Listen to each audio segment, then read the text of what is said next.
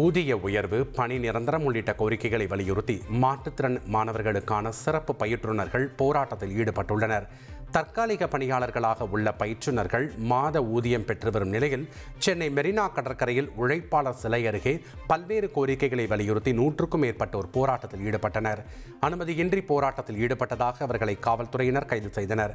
காவல்துறையினரின் கைது நடவடிக்கையின் போது பெண் ஒருவர் திடீரென மயங்கி விழுந்தார். உடனே அவரை அவசர ஊர்தி மூலம் காவல்துறையினர் மருத்துவமனைக்கு சிகிச்சைக்காக அனுப்பி வைத்தனர்.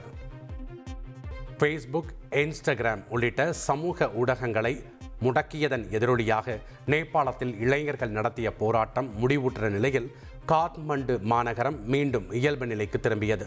ஆரம்பத்தில் இளைஞர்களின் போராட்டமாக இருந்தது வன்முறையாக வெடித்தது.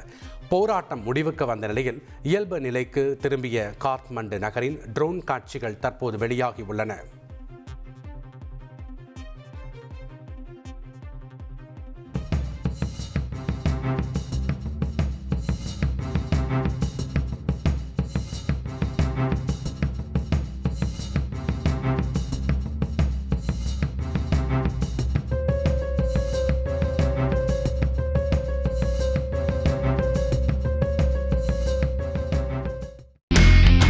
இனி செல்லும் இடமெல்லாம் செய்தி.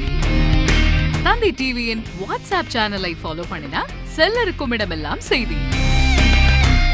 இதோ QR கோட் இப்பவே ஸ்கேன் பண்ணுங்க, ஃபாலோ பண்ணுங்க.